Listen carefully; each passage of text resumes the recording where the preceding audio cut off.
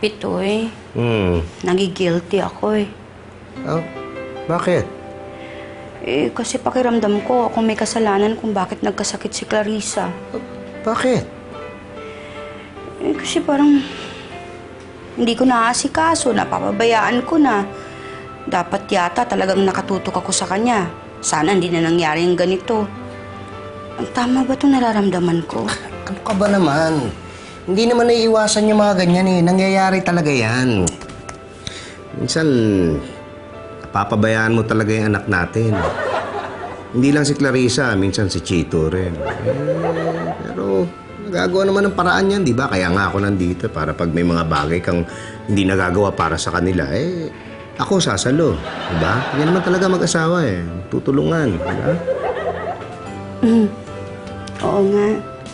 Salamat ha. Hindi ko alam kung anong gagawin ko kung wala ka. Yes. Okay lang yan. Okay lang. Alright. Morning. Hello po. Good news, nandito na yung test results.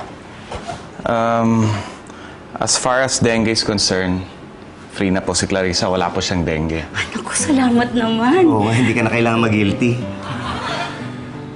Yung pino-point out ko palang respiratory problem, na-determine na namin yung cause. Oo, ano nga ba nangyari dyan? Nagkaroon ng slight allergic reaction si Clarissa sa chemicals. May naaalala ba kayong nag-spray ng insecticide or ng air freshener na maaaring na-inhale ni Clarissa?